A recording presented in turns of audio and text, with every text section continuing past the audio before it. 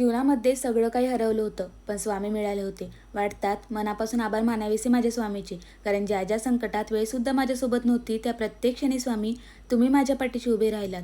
खूप वेळा खचून गेले होते मी, मन हरवून बसले होते. पण स्वामी तुम्हीच मला प्रत्येक वेळी सावरलं. अख्ख्या जगाने मला दूर केलं. तुम्ही मला तुमच्या कुशीत घेतलं. आज कदाचित माझ्याकडे काहीच नसेल, पण स्वामी तुमच्या असण्याने मी खूप श्रीमंत आहे. स्वामी प्रकट दिनानिमित्त सगळ्या स्वामी भक्तांना हार्दिक शुभेच्छा. सकाळी सकाळी इथे उंबरट्याची पूजा वगैरे करून घेतली होती. नंतर स्वामींचा अभिषेक करायचा होता, कारण आज त्यांचा प्रकट दिन होता. बऱ्याच जणांचं म्हणणं असतं की स्वामी सेवा वगैरे कशी करायची. तर स्वामींना तुमची कोणतीही सेवा लागत नाही. तुम्ही साधं मनातून एक वेळेस नाव जरी घेतलं ना स्वामींचं, तरी स्वामी तुम्ही नेहमी तुमच्या पाठीशी असतात. तरीही तुम्हाला जर सेवा करायची असली तर आपण दिवसातून एक तास स्वामींचा तारक मंत्र किंवा एक माळ जप किंवा सारामृताचा एक अध्याय जर जमत असेल तर आपण 3 अध्यायसुद्धा आपण वाचू शकतो.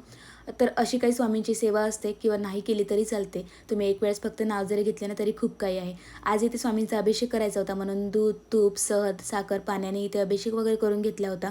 आता स्वामींना जास्त काही नको असतो, पण साधी सेवा तुमची ते म्हणजे मानून वगैरे घेतात. इथे छान त्यांना गंध अक्षदा वगैरे लावून हिना अत्तर लावून घेतलं होतं, कारण स्वामींना हिना अत्तर खूप जास्त आवडते. तसंच माझ्यासोबत नेहमीचा एक कलश वगैरे असते, तो मी इथे मांडून वगैरे घेतल्यानंतर पूजावर आरती वगैरे करून घेतली. बऱ्याच जणांचा प्रश्न असतो की स्वामींना नैवेद्य कोणता आवडते. स्वामींना पुरणाची पोळी किंवा बेसन लाडू किंवा तुम्ही साधी भाजी भाकर जरी केले ना तरी त्यांना खूप जास्त आवडते.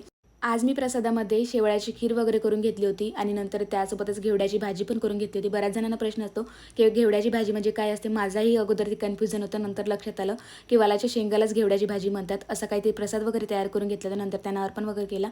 असा आजचा दिवस होता. चला मग